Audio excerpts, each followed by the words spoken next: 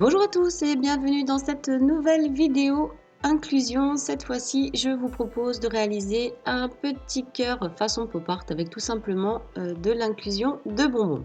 Alors, vous avez été nombreux quand j'ai partagé la vidéo sur mes réseaux sociaux TikTok, Facebook et Instagram à me demander si c'était des véritables bonbons. Alors, il y en a en fait deux sortes. Bien évidemment, ceux que je vais utiliser là, qui sont les sucettes, les petites têtes brûlées, les petits malabars et tout ça, ce sont des vrais. Par contre, je vous avais fait une petite vidéo où je vous avais montré qu'on pouvait réaliser des petits bonbons en forme de nounours en résine en utilisant tout simplement un silicone de moulage pour mouler de vrais bonbons. Donc si jamais ça vous intéresse, vous pouvez retrouver la vidéo sur la chaîne là pour créer les petits bonbons que je suis en train de déposer. Alors aussi, je souhaitais vous dire que quand vous travaillez en inclusion, là je travaille donc à l'envers avec, vous savez, donc les inclusions dans le fond du moule. Vous pouvez aussi travailler dans l'autre sens. En fait, c'est tout dépend. Il y a des créateurs qui vont préférer donc travailler à l'envers, c'est-à-dire une fois qu'on va démouler, on aura la partie brillante du fond du moule qui ressortira.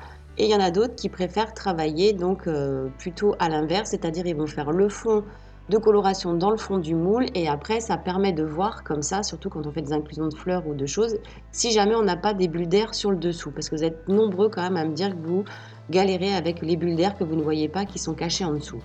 Donc ça c'est une méthode et vous pouvez utiliser donc la deuxième méthode de couler donc à l'envers et d'avoir les pièces vers vous visuellement, ce qui vous permet de voir si vous avez des bulles d'air ou pas. Et après bien évidemment il faudra faire donc un bombé, un glaçage sur le haut de la création.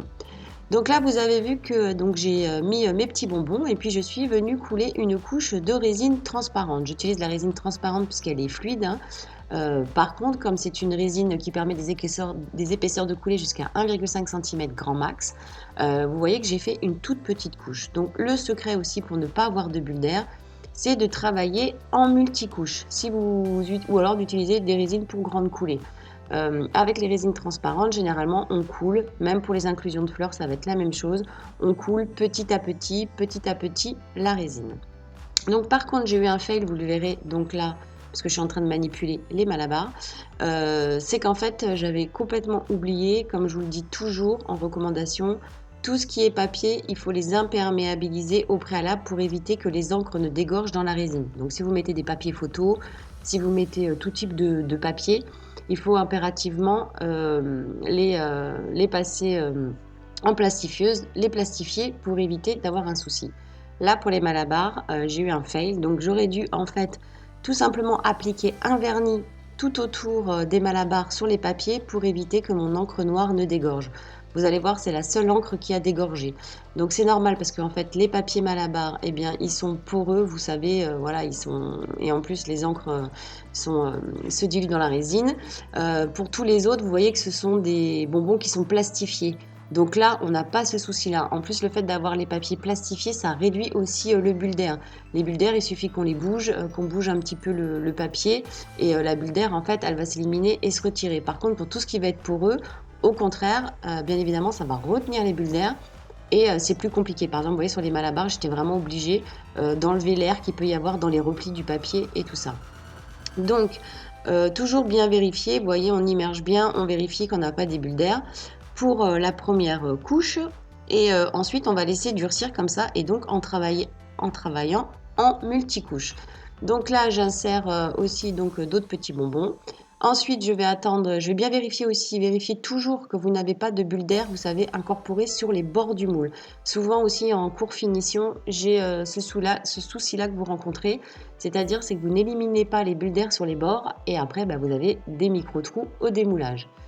Donc j'ai laissé durcir la résine 24 heures et donc là je viens de faire donc une seconde coulée. Là je suis venue ajouter pour combler un petit peu les espaces avec d'autres petits bonbons. Je recoule et vous voyez je vérifie toujours que je n'ai pas de résine collée sur les bords des moules et aussi que je n'ai pas de micro-bulles d'air. Ça c'est important pour avoir des jolies strates et une fois que vous allez démouler qu'on ne voit pas les traces de stratification ou de résine qui a collé au moule. Pour le fond, donc là vous voyez j'ai fait 2 coulées. Donc pour le fond je vais venir utiliser de la résine colorée, donc je reprends toujours ma résine transparente. Et cette fois-ci donc je vais ajouter les pigments en poudre, vous voyez Sahara là qui sont vraiment super jolis avec des effets irisés incroyables. Et je suis venue rajouter des petites paillettes, donc avec les paillettes de chez Action. Donc on mélange bien les pigments, les paillettes à la résine et ensuite on coule. J'ai laissé durcir donc encore 24 heures la création, donc pour le durcissement complet. Et voilà donc ce que ça donne en inclusion. Donc vous voyez que la résine transparente, c'est vraiment une très très belle résine. Avec voilà 0 bulle. Pour ceux qui rencontrent des problèmes de bulles avec transparente et cristal, j'ai vraiment du mal à comprendre comment vous arrivez encore à avoir beaucoup de bulles d'air. C'est vraiment des résines qui sont très très fluides. Donc comme vous pouvez le voir là un petit peu de près, ce qui va être un petit peu le fail, ça va être au niveau des malabars hein, qui ont les encres qui ont dégorgé. Bon tant pis, c'était juste simplement pour un tutoriel. Après pour le fond, il faudra donc poncer la surface pour ou ébavurer pour retirer les bords tranchants. Voilà, j'espère que cette vidéo vous aura plu et puis on se retrouvera très vite sur la chaîne pour encore plein de nouvelles vidéos. À bientôt!